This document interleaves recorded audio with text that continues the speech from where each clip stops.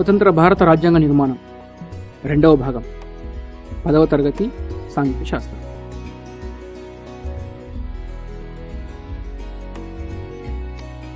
విద్యార్థులు స్వతంత్ర భారత రాజ్యాంగ నిర్మాణం అను పాఠంలోని మొదటి భాగంలో భారత్, నేపాల్, జపాన్ దేశాల రాజ్యాంగ ప్రవేశికలోని అంశాలను, భారత రాజ్యాంగ సభ కూర్పును, రాజ్యాంగ సభలో పార్లమెంటరీ వ్యవస్థపై అంబేద్కర్ గారు వెలిబుచ్చిన అభిప్రాయాలను తెలుసుకున్నాం.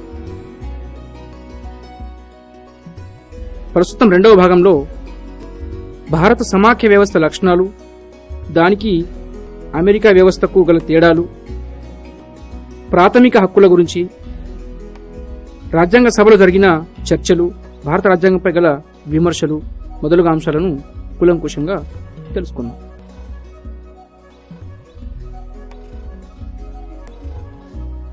సమాఖ్య వ్యవస్థ చరిత్రలో ముఖ్యంగా రెండు రకాల రాజ్యాంగ రూపాలు ఉన్నాయి. ఒకదానిని ఏకీకృత విధానమని, రెండవ దానిని సమాఖ్య విధానమని అంటారు. ఏకీకృత రాజ్యాంగంలోని రెండు ముఖ్యమైన అంశాలు: ఒకటి కేంద్ర రాజతంత్రం యొక్క సర్వాధిక్యత, రెండు ఉపసర్వసత్తాక రాజతంత్రాలు లేకపోవడం. ఇందుకు విరుద్ధంగా సమాఖ్య విధాన రాజ్యాంగంలో కేంద్ర రాజతంత్రంతో పాటు ఉపరాజతంత్రాలు కూడా ఉండటం, వారికి కేటాయించిన రంగాల్లో ఈ రెండు సర్వసత్తాకత కలిగి ఉండటం. మరో మాటలో చెప్పాలంటే సమాఖ్య వ్యవస్థ అంటే ద్వంద్వ ప్రభుత్వాలను కలిగి ఉండటం. ముసాయిదా రాజ్యాంగాన్ని సమాఖ్య విధాన రాజ్యాంగంగా చెప్పుకోవచ్చు. ఇందులో కేంద్ర ప్రభుత్వం, వాటి పరిధిలో రాష్ట్ర ప్రభుత్వాలు ఉంటాయి. రాజ్యాంగం వీటికి కేటాయించిన రంగాల్లో అవి సర్వసత్తాక అధికారాలు కలిగి ఉంటాయి. ఈ ద్వంద్వ ప్రభుత్వ విధానం అమెరికా రాజ్యాంగాన్ని పోలి ఉంటుంది. అమెరికాలో ఒకదానిని ఫెడరల్ ప్రభుత్వం అని, మరో దానిని రాష్ట్ర ప్రభుత్వం అని అంటారు. అమెరికా రాజ్యాంగం ప్రకారం ఫెడరల్ ప్రభుత్వము కేవలం రాష్ట్రాల కూటమి కాదు, అలాగే రాష్ట్రాల పరిపాలన అంగాలు ఫెడరల్ ప్రభుత్వ శాఖలు కావు. ఇదే విధంగా భారత ముసాయిదా రాజ్యాంగంలో ప్రతిపాదించిన భారతదేశ రాజ్యాంగం కేవలం రాష్ట్రాల కూటమి కాదు, రాష్ట్ర పాలన విభాగాలు కేంద్ర ప్రభుత్వ శాఖలు కావు. ప్రతిపాదిత భారత రాజ్యాంగం ఒకే పౌరసత్వంతో ఉండే ద్వంద్వ రాజతంత్రం. మొత్తం భారతదేశానికి ఒకే పౌరసత్వం ఉంటుంది, రాష్ట్రాల పౌరసత్వం ఉండదు. ప్రతి భారతీయుడు ఏ రాష్ట్రంలో ఉంటున్నప్పటికీ ఒకే విధమైన పౌరసత్వ హక్కులు కలిగి ఉంటాడు. భారత సమాఖ్య వ్యవస్థలో ఉన్న మరొక ప్రత్యేక అంశం దానిని ఇతర సమాఖ్యలకు భిన్నంగా నిలుపుతుంది. అధికార పంపిణీతో, ప్రత్యేక శాసన, కార్యనిర్వాహక, న్యాయ అధికారాలతో ఉండే ద్వంద్వ ప్రభుత్వ విధానంలో భిన్న చట్టాలు, న్యాయరక్షణ ఏర్పడటం అనివార్యమవుతుంది. భారతదేశం సమాఖ్య వ్యవస్థగా ఉండి అదే సమయంలో భారతదేశ ఐక్యతను కాపాడటానికి అవసరమైన అన్ని మౌలిక అంశాలలో సారూప్యతను కలిగి ఉండేలా విధానాలను, పద్ధతులను రూపొందించడానికి ముసాయిదా రాజ్యాంగం ప్రయత్నించింది. ఇందులో అది 3 విధానాలను అనుసరించింది. ఒకటి ఒకే న్యాయ వ్యవస్థ, 2 పౌర నేర అంశాల్లోని మౌలిక చట్టాల్లో సారూప్యత, 3 ముఖ్యమైన పదవుల్లో నియమించడానికి దేశమంతటికీ అఖిల భారత సివిల్ సర్వీస్. అమెరికాలో సమాఖ్య న్యాయ వ్యవస్థ, రాష్ట్ర న్యాయ వ్యవస్థలు రెండు వేరువేరుగా ఉంటాయి. భారత సమాఖ్య వ్యవస్థలో 2 ప్రభుత్వాలు ఉంటాయి గాని 2 న్యాయ వ్యవస్థలు ఉండవు. హైకోర్టు, సుప్రీంకోర్టు ఒకే న్యాయ వ్యవస్థలో భాగంగా ఉంటాయి. న్యాయం చేకూర్చి విధానంలో వైవిధ్యత ఉండకూడదనే అలా చేశారు. ఇది కెనడా దేశపు విధానంతో పోలి ఉందని చెప్పొచ్చు. ముఖ్యంగా చట్టాలలో వైవిధ్యత లేకుండా ఉండడానికి తగిన జాగ్రత్తలు తీసుకున్నారు. ఉదాహరణకు పౌర విచారణ స్మృతి, శిక్షా స్మృతి, సాక్ష్యాల చట్టం, ఆస్తి బదిలీ చట్టం, వివాహం, విడాకులు, వారసత్వం వంటి అంశాలను ఉమ్మడి జాబితాలో చేర్చి సమాఖ్య వ్యవస్థ దెబ్బతినకుండా ఈ చట్టాలలో సారూప్యతను కాపాడారు. చట్టాలు చేసే అంశాలను కేంద్ర జాబితా, రాష్ట్ర జాబితా, ఉమ్మడి జాబితా అని 3 రకాలుగా విభజించారు. కేంద్ర జాబితాలోని అంశాలపై కేంద్రం మాత్రమే చట్టాలు చేయగలదు. రాష్ట్ర జాబితాలోని అంశాలపై రాష్ట్రం మాత్రమే చట్టం చేయవచ్చు. అయితే ఉమ్మడి జాబితాలోని అంశాలపై కేంద్రం, రాష్ట్రాలు చట్టాలు చేయవచ్చు. కానీ కేంద్రం చేసే చట్టాలకు రాష్ట్రం చేసిన చట్టాలు విరుద్ధంగా ఉంటే కేంద్రం చేసిన చట్టమే చెల్లుబాటు అవుతుంది. ఇక పరిపాలనాపరమైన కీలక పదవుల్లో నియమించడానికి ఒకే అర్హత, ఒకే రకమైన వేతనంతో అఖిల భారత సర్వీసును ఏర్పాటు చేయడం జరిగింది.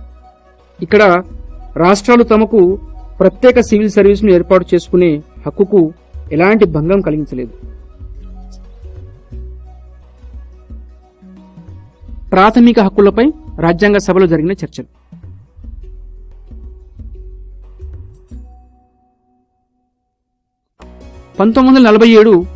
ఏప్రిల్ 25వ తేదీన రాజ్యాంగ సభకు అధ్యక్షుడుగా గౌరవనీయ డాక్టర్ బాబు రాజేంద్ర ప్రసాద్ గారు వ్యవహరిస్తున్నారు.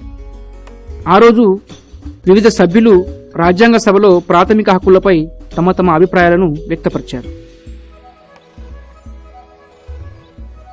శ్రీ ప్రమదా రంజన్ ఠాకూర్ గారు మాట్లాడుతూ, అంటరానితనం ఏ రూపంలో ఉన్నా నిషేధిస్తున్నాం. దాని ఆధారంగా వివక్షత నేరమవుతుంది. అయితే కుల వ్యవస్థను నిషేధించకుండా అంటరానితనాన్ని ఎలా నిషేధిస్తారో నాకు అర్థం కావడం లేదు.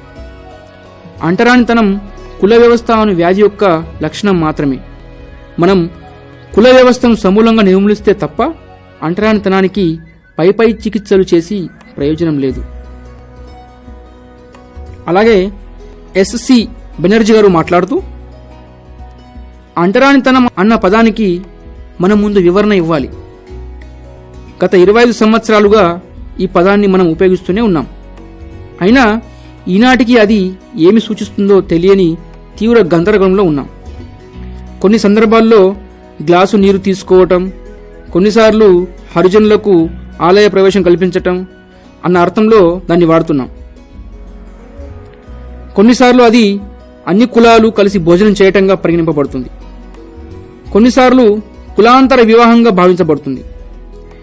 అంటరానితనం నిర్మూలన గురించి ఎంతో కృషి చేసిన మహాత్మా గాంధీజీ గారు కూడా దానిని వేరువేరు విధాలుగా, వేరువేరు సందర్భాల్లో, వేరువేరు అర్థాలతో ఉపయోగించారు. కాబట్టి అంటరానితనం అన్న పదం ఉపయోగించినప్పుడు దాని అర్థం ఏమిటో మనందరికీ స్పష్టంగా తెలిసి ఉండాలి. శ్రీ రోహిణి కుమార్ చౌదరి గారు మాట్లాడుతూ, మతం, కులం లేదా చట్టబద్ధ జీవనోపాధి ఆధారంగా వివక్షత చూపే ఏ చర్యనైనా అంటరానితనంగా భావించవచ్చని చెప్పడం జరిగింది. శ్రీ కెఎం మున్షి గారు ప్రసంగిస్తూ, అయ్యా, ఈ సవరణను నేను వ్యతిరేకిస్తున్నాను. ఈ నిర్వచనాన్ని ఆమోదిస్తే పుట్టిన ఊరు, కులం లేదా లింగం ఆధారంగా చూపే వివక్షత కూడా అంటరానితనంగా పరిగణింపబడుతుంది. శ్రీ ధీరేంద్రనాథ్ దత్తా తన అభిప్రాయాలను చెబుతూ, అంటరానితనం ఏ రూపంలో ఉన్నా అది నేరమే. అయితే నేరాలను పరిశీలించే మెజిస్ట్రేట్ లేదా న్యాయమూర్తి నిర్వచనంలోంచి చూడాల్సి వస్తే, ఒక మెజిస్ట్రేటు ఒక ప్రత్యేక విషయాన్ని అంటరానితనంగా భావిస్తే మరొక మెజిస్ట్రేటు ఇంకొక విషయాన్ని అంటరానితనంగా భావించవచ్చు. ఫలితంగా ఈ నేరాలతో వ్యవహరించే మెజిస్ట్రేట్ల మధ్య సారూప్యత ఉండదు. కేసుల్లో తీర్పు ఇవ్వడం న్యాయమూర్తులకు చాలా కష్టంగా ఉంటుంది. అంతేకాకుండా అంటరానితనం అంటే వివిధ ప్రాంతాల్లో వివిధ అర్థాలున్నాయి. కావున అధ్యక్ష, న్యాయస్థానాలు సరైన శిక్ష విధించేలా అంటరానితనం అన్న పదాన్ని కేంద్ర శాసనసభ నిర్వచిస్తుందని ఆశిస్తున్నాను. చివరికి అంటరానితనం అనే పదానికి నిర్వచనం ఇవ్వకూడదని, భవిష్యత్తులో అవసరమైన చట్టాలను చేసే బాధ్యతను శాసనసభకు వదిలివేయాలని రాజ్యాంగ సభ సభ్యులు నిర్ణయించారు. విద్యార్థులు పై చర్చలను చూసిన తర్వాత అంటరానితనం అనే పదానికి మీరేమని నిర్వచిస్తారు? రాజ్యాంగం అమల్లోకి వచ్చి 70 సంవత్సరాలు గడిచినాయి. మరి భారతదేశంలో అంటరానితనం పూర్తిగా నిర్మూలించబడిందని మీరు భావిస్తున్నారా? ఉదాహరణలతో వివరించండి. భారత రాజ్యాంగం సామాజిక నిర్మాణం. భారత రాజ్యాంగ నిర్మాతలు భారతీయ సమాజం అసమానతలు, అన్యాయం, పేదరికం వంటి సమస్యలను ఎదుర్కొంటోందని, ఆర్థిక దోపిడీకి పాల్పడిన వలస పాలకుల విధానాలకు బలి అయిందని గుర్తించారు. కాబట్టి సామాజిక మార్పునకు దోహదం చేసే అనేక అంశాలు రాజ్యాంగంలో ఉన్నాయి. ఉదాహరణకు అంటరానితనాన్ని నిషేధించడం, షెడ్యూల్ కులాలు, షెడ్యూల్ తెగలకు రిజర్వేషన్లు కల్పించడం మొదలైనవి.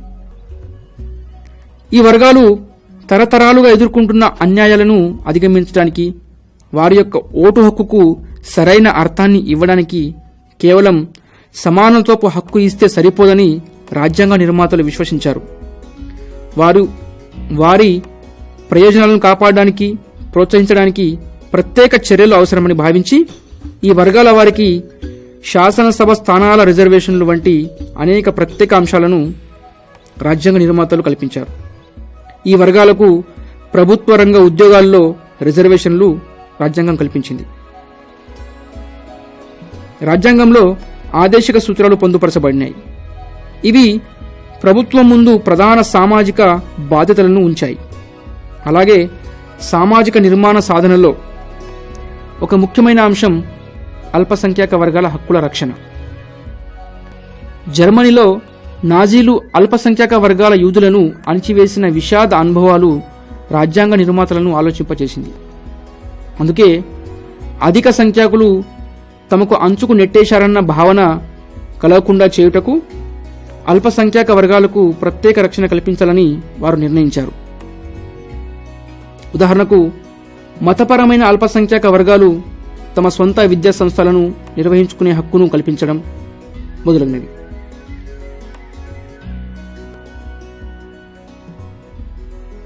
రాజ్యాంగంపై విమర్శలు. ముసాయిదా రాజ్యాంగంపై అనేక విమర్శలు వచ్చాయి.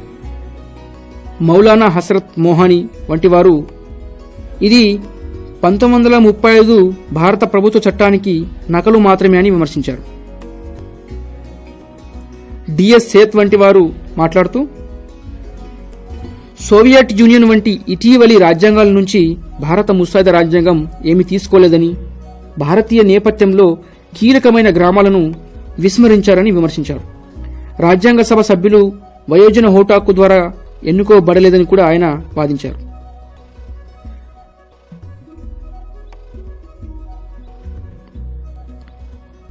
ప్రస్తుత భారత రాజ్యాంగం చట్టాలను అప్పుడప్పుడు సవరించాల్సిన అవసరం ఏర్పడుతుందని రాజ్యాంగ నిర్మాతలు గుర్తించారు.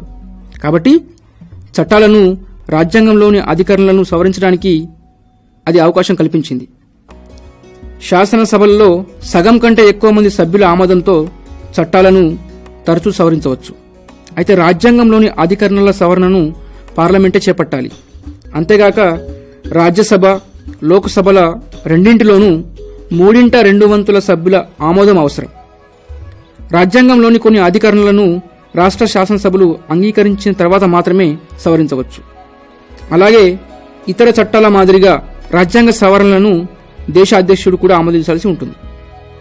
పిల్లలు, ఇక్కడ ఇవ్వబడిన బార్ గ్రాఫ్ను ఒకసారి పరిశీలించండి. ఇది దేనిని చూపిస్తున్నది?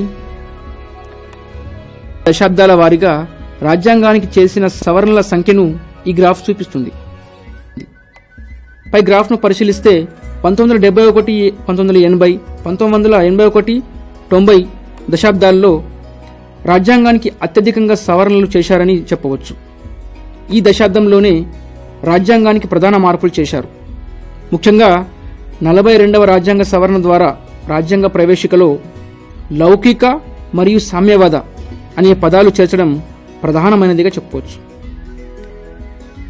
ఈ సవరణ ద్వారానే ప్రాథమిక విధులను కూడా రాజ్యాంగంలో చేర్చడం, రాజ్యాంగ సవరణ చట్టాలను న్యాయ సమీక్ష నుంచి మినహాయించడం మొదలగు అనేక కీలక మార్పులు చేశారు. అందుకే 42వ రాజ్యాంగ సవరణను చిన్న రాజ్యాంగంగా లేదా మినీ కాన్స్టిట్యూషన్గా పేర్కొంటుంటారు. ఈ రాజ్యాంగ సవరణ న్యాయ వ్యవస్థకు శాసన కార్యనిర్వాహక వ్యవస్థకు మధ్య ఘర్షణకు దారితీసింది. ఈ సందర్భంలో కేశవానంద భారతి కేసులో సుప్రీంకోర్టు ఇచ్చిన తీర్పు భారత రాజ్యాంగ చరిత్రలో అతి ముఖ్యమైన ఘట్టంగా పేర్కొనవచ్చు. భారత రాజ్యాంగంలోని కొన్ని మౌలిక సూత్రాలను ఎట్టి పరిస్థితుల్లోనూ మార్చడానికి వీల్లేదని సుప్రీంకోర్టు తీర్పు చెప్పింది. ప్రాథమిక హక్కులు, ప్రభుత్వ నిర్మాణం, సమాఖ్య లక్షణం, ఉన్నతమైన రాజ్యాంగం, సర్వసత్తాక దేశం, న్యాయం, సంక్షేమ రాజ్యం మొదలగునవి ఈ మౌలిక సూత్రాల్లో భాగమని సుప్రీంకోర్టు వివిధ సందర్భాల్లో తీర్పు చెప్పింది. పై సవరణలను పరిశీలిస్తే భారత రాజ్యాంగం సవరించడానికి వీల్లేని కాఠిన్యతను గాని, సులువుగా సవరించగల సౌలభ్యం గాని లేని దృఢ అదృఢ లక్షణాన్ని కలిగి ఉందని భావించవచ్చు. చర్చించండి. భారత సమాఖ్య వ్యవస్థ అమెరికా సమాఖ్య వ్యవస్థకు ఏ విధంగా భిన్నమైంది? కేవలం అంటరానితనమే కాకుండా కుల వ్యవస్థకు సంబంధించిన అన్ని విషయాలకు భారత రాజ్యాంగం అంతం పలికి ఉండాల్సింది. ఈ అభిప్రాయంతో మీరు ఏకీభవిస్తారా? ఇది ఏ విధంగా చేసి ఉండాల్సిందని మీరు అనుకుంటున్నారు? 1970 దశకంలో భారత రాజ్యాంగానికి అత్యధిక సవరణలు జరగడానికి గల కారణాలు ఏమై ఉంటాయి? ఇటీవలి కాలంలో రాష్ట్ర ప్రభుత్వాలు, కేంద్ర ప్రభుత్వం తమకు అధికారాలను బదలాయించాలని కోరుతున్నాయి. సమాఖ్య విధానంలో కేంద్ర ప్రభుత్వం ఎక్కువ అధికారాలు కలిగి ఉండరాదని వాదిస్తున్నాయి. ఈ వాదనలోని వాస్తవం ఎంత? ఆలోచించండి.